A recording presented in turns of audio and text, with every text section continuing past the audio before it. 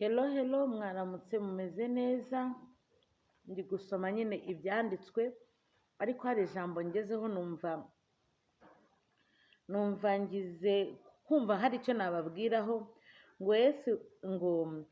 ngo Yesu arabasubiza ati uyu nta cyaha yakoze cyangwa ababyeyi be, ahubwo ni ukugira ngo imirimo y'Imana yerekanirwe muri we. Nkwiriye gukora umurimo w'uwantumye hakiri ku manywa, bugiye kwira ni igihe umuntu atakibasha gukora. Nkiri mu isi ndi umucyo w'isi.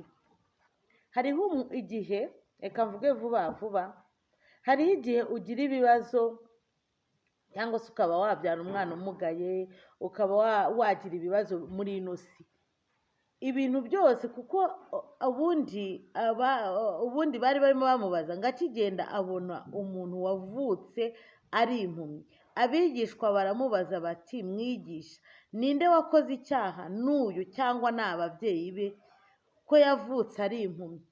Urumva ni ukwibaza ngo ninde wakoze icyaha, ni uyu nguyu cyangwa ni ababyeyi be?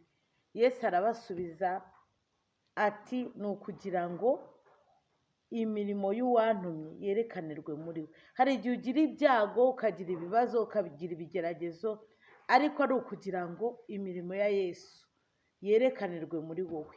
Ibyo urimo simbizi, ni wowe ubizi. Bitekereze neza, wumve ibibazo urimo by'iyi si.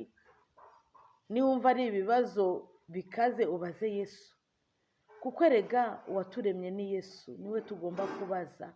Niwe watubumbye, twebwe yaravuze ngo turi ab'isi, ariko we si uw'isi. Sawa rero, nzajya ngenda mbagezaho utuvidewo duke tw'ibyo nasomye.